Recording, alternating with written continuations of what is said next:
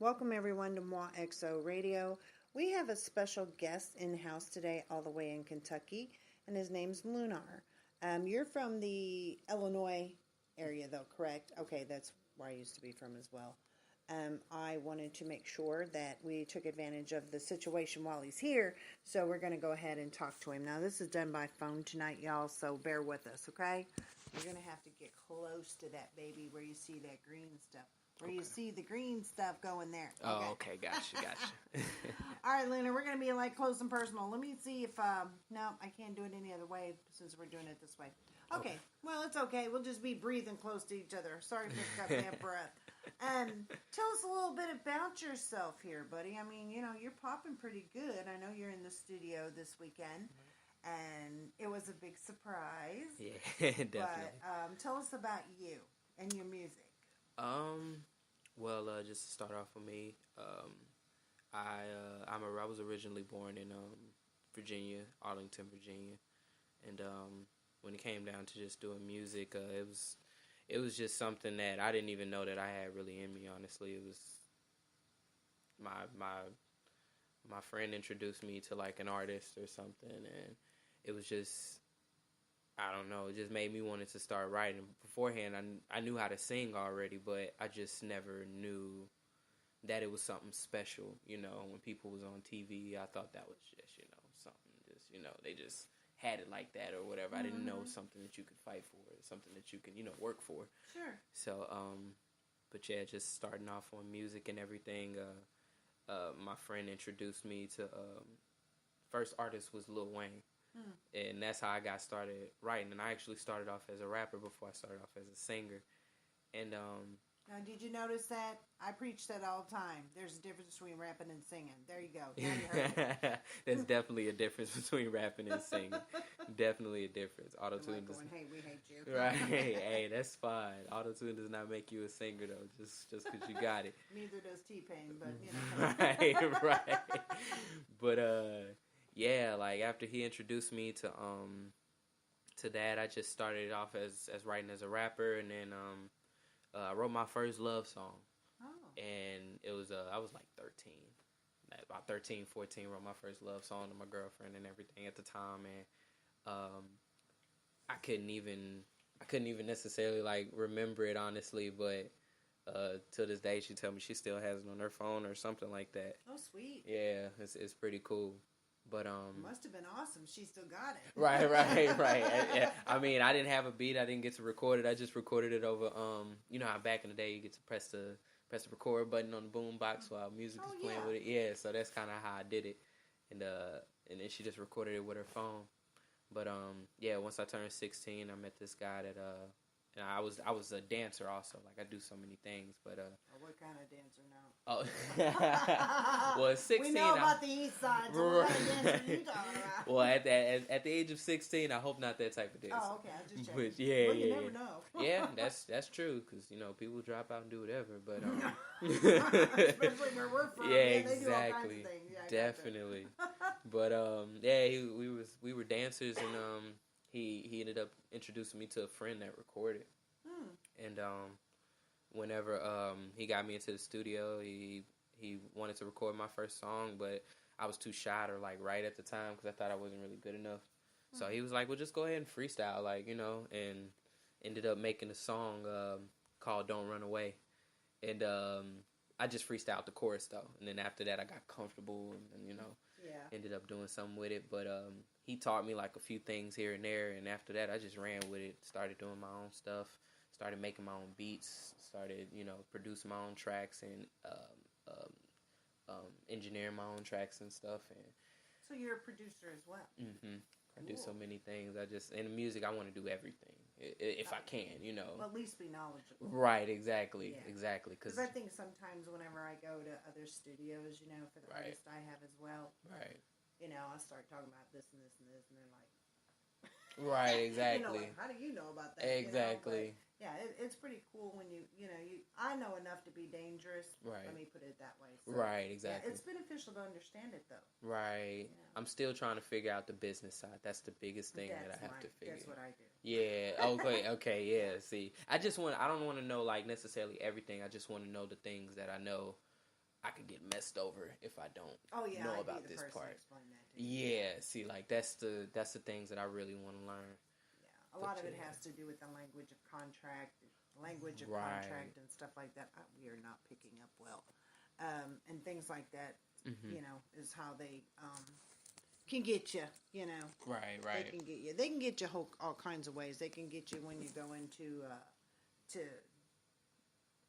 do a show. You know, they can get you and how they want you to collaborate with them. Right. There's just so many facets of it. Well, yeah, we can spend time talking about that off air. Yeah, that's a secret, everybody. It's off air. I mean, I've even been through that before. Been under a contract, under a label once I got older. I mean, like, actually twice, but the first contract didn't go through. I don't even know if the second contract went through. It's just the things that I was told, you know, and I was too young and dumb and eager, and, you know, I just wanted to do it. Yeah, exactly. You had a big swallow right there. Right. I had to swallow that big pill. Just like, yeah, it wasn't pretty, but at the same time, you know, I figured some things out, and it's not really an issue anymore, but, well, at least to my knowledge, because it hasn't been brought up in a while. But yeah, because you know it changes every 3 months. The industry does. Yeah, definitely. Yeah, so you know you've always got new trendy things going on, and it used to be like this, but now it's like that. Right. And you kind of got to get a basic foundation of it. Once you get the basic foundation, it's a little harder for somebody to take advantage of it. Right. Some things don't ever change. Yeah. You know, screw over 101. Lawsuit material. Yeah. So. And see, it was funny because I had a name back then. My name used to be Colin Drew. And after a while, I ended up finding out that I wasn't even the one who owned the name. The name wasn't owned by me. The name was owned by the guy who gave me the name. So it was just like, so you're telling me everything that I'm supposed to be getting is going straight to you, and I've been getting nothing. Yeah, buddy. Yeah. Well, you know, that's copywriting, trademark, and, you know, all kinds of beautiful things like that. Wow, okay. Woo-wee. Yeah.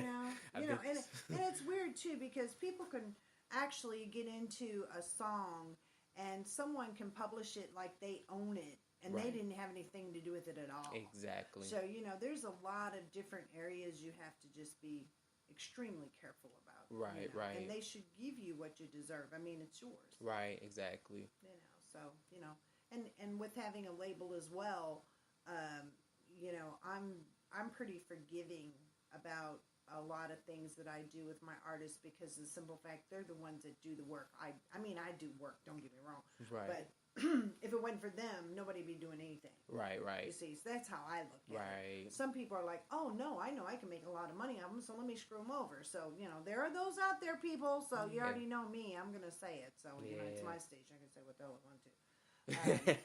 So, it's like, stay tuned for 3 Bad Biages and Pitbull because it gets a little raunchy on that one. So, not quite as nice on that one. But, yeah, it's an ever-changing industry. Actually, when we get off air, I'll hook you up into some things that will help you understand business as well. Okay.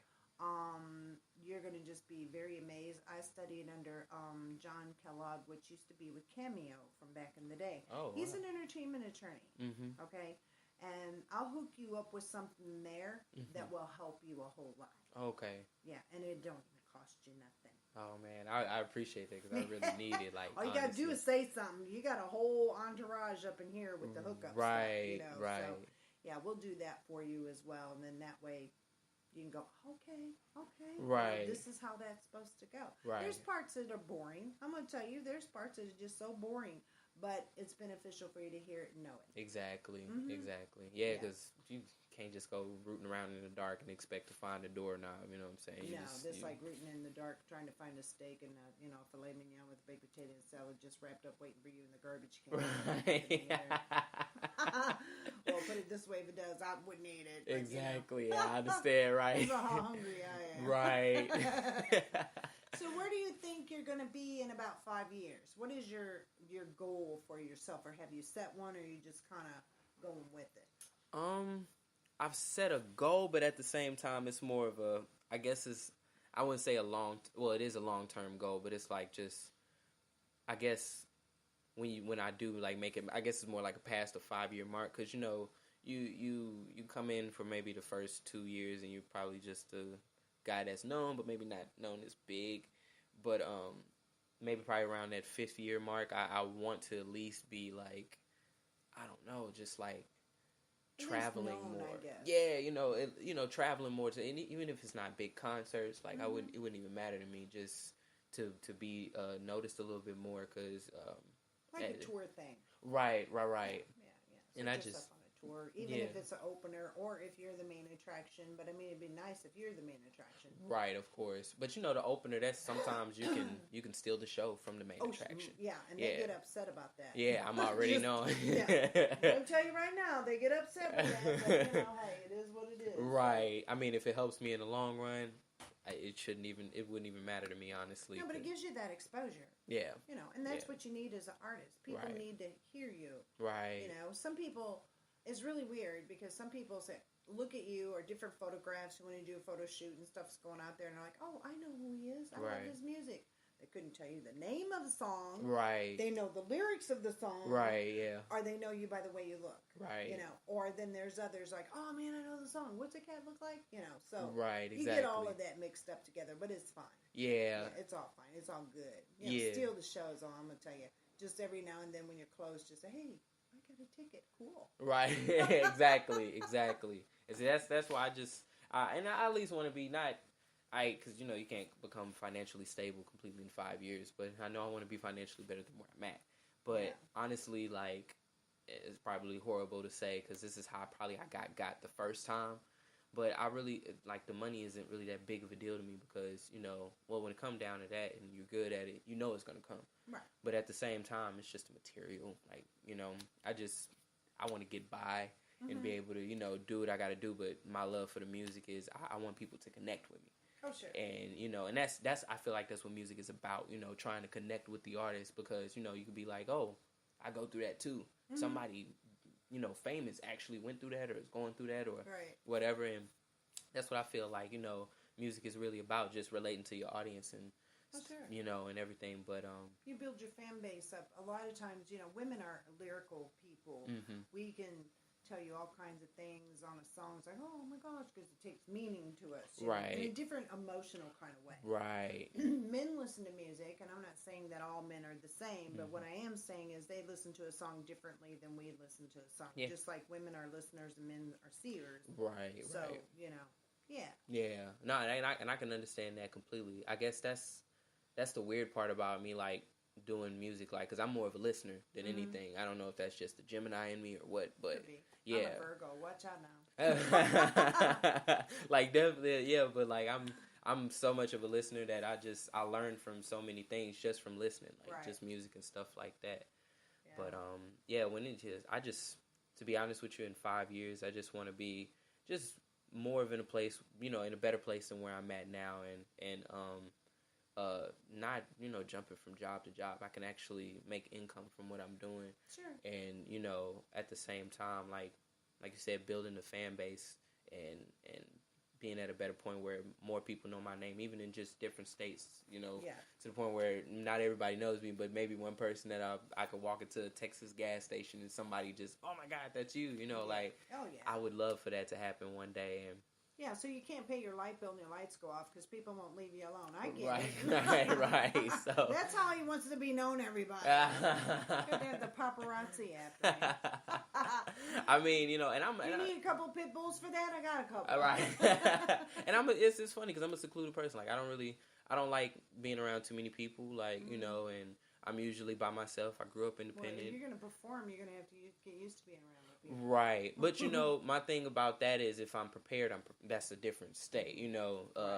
It's a little different being thrown on the spot, but it also kind of depends on the circumstance at the moment. Yeah. So, but yeah, if I'm prepared, if I know I'm finna go on stage, even if that means it's a day before, I got time for preparation. Sure. So that's just more than enough for me. So the next time you come to Kentucky, we're gonna throw a surprise party and put you on the spot and tell you to perform. Just get you used to it. Okay? I mean, hey, that's fine actually. We just want to break you in. Right. I mean, I may stop for a second and get a little, scared to do it, but after maybe about a good 5 minutes, I'll probably be ready to go. Yeah. Okay.